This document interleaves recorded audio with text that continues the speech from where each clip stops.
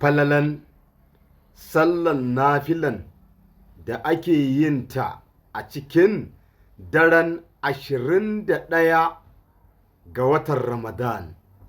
Annabi Muhammadu sallallahu alaihi wasallam ya ce duk wanda Allah ya taimake shi ya ba shi dama ya yi wannan sallah, annabi sallallahu alaihi wasallam ya ce irin lada da daraja da mutum zai samu, Allah zai baka lada kaman ka karanta alƙur'ani tun daga baƙara zuwa nasi.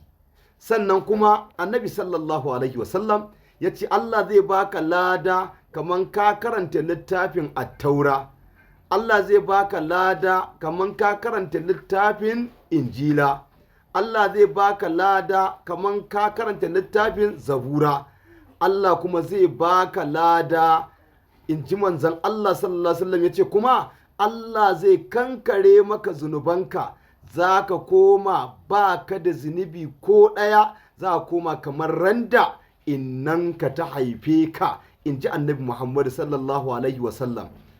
Wannan sallah ana yin ta ne raka'a hudu, sallama biyu.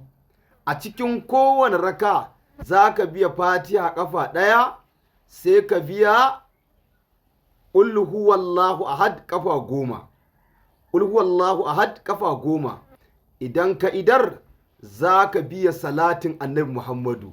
Idan ka yi sai ka biya sunan Allah ya hadi, ya hadi kafa 100 daidai. In ka yi wannan, Allah zai maka wannan tagomashi da irin wannan kayan daraja da martaba da alfarma. Allah ka bamu dan matsayin annabi Muhammad.